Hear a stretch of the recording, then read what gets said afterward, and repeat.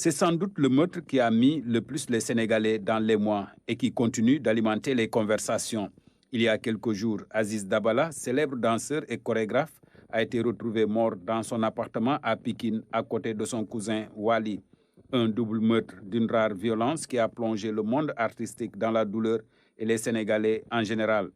Depuis la découverte des corps, la division des investigations criminelles a pris le dossier en main. Les enquêtes menées ont permis d'interpeller plusieurs personnes, dont une fille célèbre comédienne. Au fur et à mesure que l'enquête avance, de nouveaux éléments apparaissent.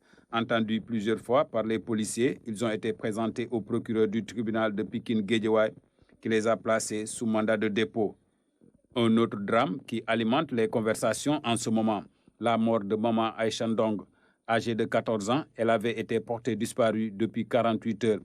Finalement, le corps sans vie de Maman Aïcha Ndong a été retrouvé dans des circonstances inquiétantes en état de décomposition avancée dans un canal de Bargny. Selon des informations recueillies, elle était accompagnée de sa copine âgée de 15 ans pour aller chercher du lait caillé à la boutique.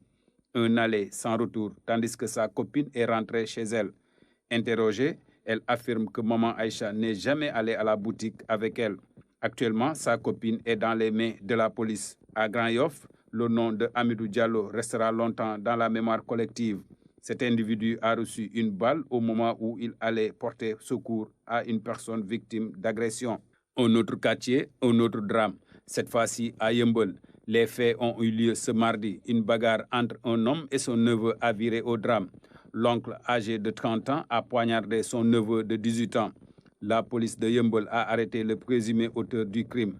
Hors de Dakar, à Thiès, commune, précisément dans la cité Ousmane Gom, un présumé agresseur du nom de Papa Samba Dien a poignardé mortellement un conducteur de moto Jakarta appelé Laurent Silva. Poursuivi par des individus inconnus, il a été rattrapé puis attaché avec des pneus avant d'être brûlé vif.